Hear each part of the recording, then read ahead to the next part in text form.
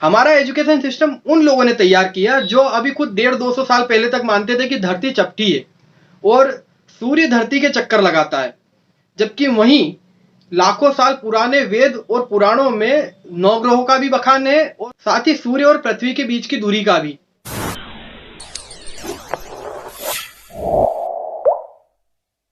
नमस्कार दोस्तों, स्वागत है एक और नई वीडियो में। 2020 की सबसे अच्छी और सबसे बड़ी न्यूज़, सालों बाद हमारी शिक्षा प्रणाली में बदलाव किया गया है और जितना बदलाव ये पेपर वर्क पर दिख रहा है उतना ही अगर कारगर साबित हुआ तो ये हमारे देश के भविष्य के लिए एक रिवॉल्यूशन होगा। साथ ही कुछ जाहिलों का विरोध प्रदर्शन भी चालू हो गया है। हमारे देश में यही होता है, जैसे ही कोई नई चीज शुरू होने को होती है कि उससे पहले लोगों की भेड़चाल चालू हो जाती है। सीएए के टाइम पर भी यही हुआ था, ना तो किसी को इसका फुल फॉर्म पता था ना इसके बारे में जानकारी थी। बस कुछ एजेंडा चलाने वाले लीडर्स आ गए, बक दिया कि हमें इससे खतरा है, हमें देश से बाहर निकाल देंगे। बस फिर क्या था, भेड़ों का झुंड आगे आया, तोड़फोड़ करने लग गया, दंगे करने लग गया, दिल्ली को जलाने लग गया। अभी भी वही हुआ, ना तो एजुकेशन पॉलिसी को इन्होंने पढ़ा है ना ही इसे समझा है। 2-4 ने आगे आके बोल दिया कि इससे ब्राह्मणिज्म होगा, चाइल्ड लेबर को बढ़ावा मिलेगा, सबको शिक्षा नहीं मिल पाएगी। बस फिर क्या था, भेड़ों का झुंड चालू। इनको किन बातों से दिक्कत है मैं बताता हूं। इनको संस्कृत और हिंदी से दिक्कत है। पूरे देश में संस्कृत पढ़ाई जाएगी तो भैया दिक्कत क्या है, संस्कृत सबसे पुरानी भाषा है और भारत की कई भाषाओं की जननी भी। साथ ही इंग्लिश, लैटिन, जैपनीज जैसी भाषाओं के कई शब्द संस्कृत से फॉर्म हुए हैं। आज नासा ने भी मान लिया है कि संस्कृत कोडिंग के लिए सबसे अच्छी भाषा है। हमारे देश के लोग ही ऐसे हैं जिन्हें खुद की मातृभाषा बोलने में शर्म आती है। फिर इनकी अगली दिक्कत है कि इंग्लिश को धीरे धीरे हटा दिया जाएगा। तो उसमें क्या प्रॉब्लम है भाई, कब तक हम एक थोपी हुई भाषा का इस्तेमाल करते रहेंगे? अंग्रेज आए, हम पर इंग्लिश थोप गए, बस हम उसी को रटने में लगे हैं। अंग्रेजी एक ऐसी भाषा है जिसके 4 शब्द कहीं से चुराए, 4 शब्द कहीं से चुराए और उसको एक भाषा बना दी और हम उसे इस्तेमाल करने में लगे हैं। जापानी, चीनी, फ्रांसीसी, कोरियन, सारे देशों में खुद की भाषा का इस्तेमाल होता है, वहां तो कोई दिक्कत नहीं है। तो हमें इंग्लिश हटाने में क्या दिक्कत है? फिर इनका कहना है कि जो न्यू एजुकेशन पॉलिसी है वो ब्राह्मणिज्म है। कोई सेंस है इस बात की?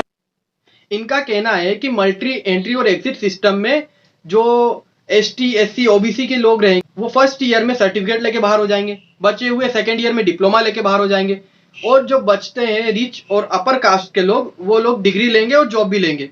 इस बात में भी कोई सेंस है क्या? करंट सिचुएशन में ऐसा हो रहा है क्या कि जिनके पास पैसा है वही 4th ईयर तक पहुंच रहे हैं? इन लोगों ने सिर्फ मल्टी एंट्री एग्जिट सिस्टम को ही देखा, ये नहीं देखा कि फीस लिमिट सेट होगी जिससे हर कोई पढ़ सकेगा। फिर इनको इंटर्नशिप का मतलब भी नहीं पता।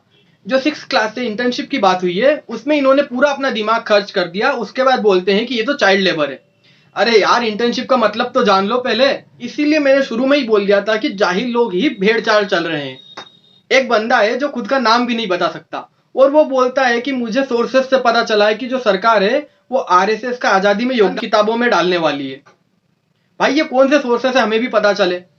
और दूसरी बात, अगर डाल भी रही है तो क्या दिक्कत है, सालों बाद असली इतिहास पढ़ने को मिलेगा। अभी तक तो वही अंग्रेजों और मुगलों का झूठा इतिहास पढ़ाते आ रहे हैं, उसी से काम चल रहा है। और बस एक परिवार ने आजादी दिला दी, बाकियों का खून बहा वो कहां गया? पता है अभी तक हमको क्या पढ़ाया है? यही पढ़ाया कि अकबर महान है, पर यह नहीं पढ़ाया कि उसने कितने मंदिरों को तोड़ा और कितने लोगों को मार पीट कर धन परिवर्तन करवाया। हमको यह पढ़ाया है कि औरंगजेब ने पूरे भारत पर राज किया था, पर यह नहीं पढ़ाया कि उसने काशी विश्वनाथ मंदिर तोड़ा, कितने साधुओं को मारा। और यह भी नहीं पढ़ाया कि उसको नागा साधुओं से हार का सामना करना पड़ा था। अब कुछ अच्छा पढ़ने को मिलेगा भाई, उसमें भी क्या दिक्कत है? मेरे पास भी सोर्सेस है जिससे पता चला है कि मॉडर्न साइंस के साथ वेद पुराण भी पढ़ाए जाएंगे। और उसमें भी एक फैक्ट की बात है ना कि हर बार मॉडर्न साइंस का पाला वेद पुराणों से ही पढ़ा है जो लाखों साल पुराने होते हैं, ना कि किसी 2000 या 1400 साल पुराने ग्रंथों से। फालतू की भेड़ बकरियों वाली बात करेंगे, टेक्निकल बात नहीं करेंगे कि अगर टेक्नोलॉजी और रिसर्च पर ज्यादा ध्यान देने की बात है तो हमारे कॉलेजेस की लैब कितनी खराब है, उनका क्या होगा।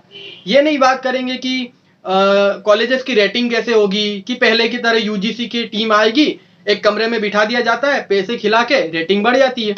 और ये भी नहीं बात करेंगे कि गवर्नमेंट स्कूल में टीचर्स की कमी कैसे पूरी करेंगे। नहीं, ये बात नहीं करेंगे। इसीलिए थोड़ा दिमाग लगाओ और भेड़ चाल बंद करो। वसुदेव कुटुंबकम। जय हिंद।